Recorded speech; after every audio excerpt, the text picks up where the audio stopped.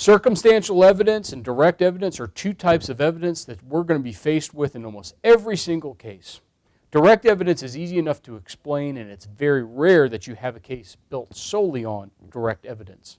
Direct evidence is a scenario where a witness comes in and tells the jury, ladies and gentlemen of the jury, I saw the defendant run the red light.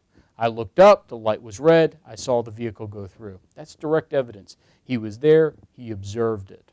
Circumstantial evidence is much different.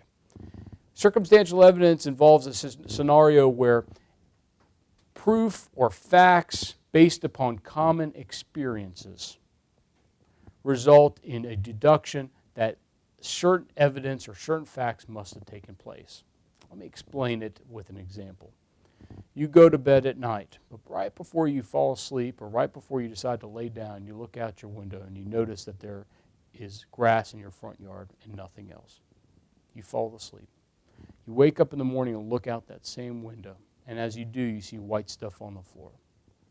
Well, even though you did not see it snow the night before, your common experience, your deductions is, it must have snowed last night. And that's what circumstantial evidence is. And that's what most of the cases the state brings are based on.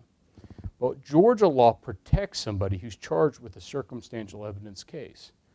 Georgia law provides that if the state's case is based upon circumstantial evidence, if there is another hypothesis that is reasonable, that's available, then the jury must acquit you.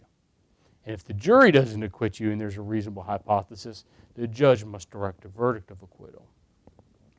So what does that mean for you? What's a reasonable hypothesis?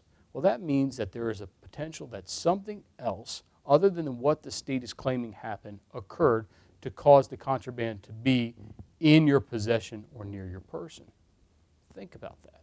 It gives you an opportunity to bring in evidence that you did not possess the item, but somebody else did, or the potential that somebody else did.